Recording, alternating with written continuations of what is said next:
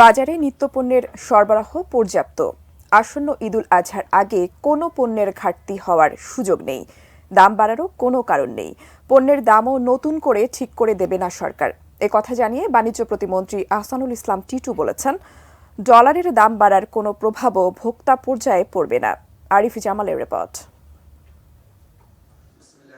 সোমবার মন্ত্রিসভার বৈঠকে প্রধানমন্ত্রী শেখ হাসিনা বাজার নিয়ন্ত্রণে কঠোর হতে নির্দেশ দেন বাণিজ্য প্রতিমন্ত্রীকে। মঙ্গলবার সচিবালয়ে এই বিষয়ে জানতে চাওয়া হয় তার কাছে।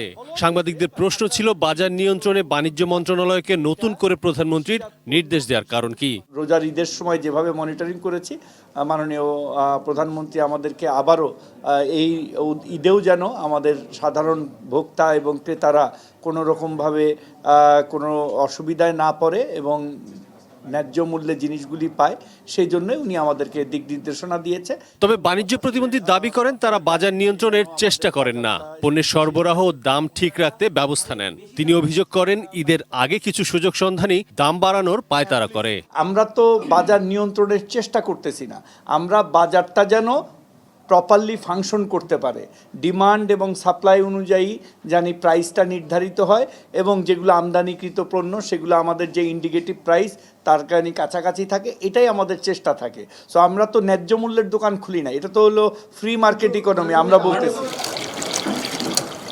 বাণিজ্য মন্ত্রণালয় ঈদের আগে কোনো পণ্যের দাম নতুন করে নির্ধারণ করে দেবে না বলেও জানান প্রতিমন্ত্রী। উল্লেখ্য, ভোজ্য তেল ও চিনির দাম নির্ধারণ করে দেয় বাণিজ্য মন্ত্রণালয়। আমাদের বাজারের পণ্য সরবরাহের যথেষ্ট পরিমাণে ছিল, এখনও পণ্যের সরবরাহ আছে। আমাদের ধানের উৎপাদন অত্যন্ত ভালো হয়েছে, আমাদের কোনো পণ্যের ঘাটতি নাই। ডলারের যে অ্যাডজাস্টমেন্টটা হলো 10 টাকা থেকে 17 টাকা, এটা কিন্তু আমাদের ভোক্তা পর্যায়ে কোনো ইম্প্যাক্ট পড়বে না।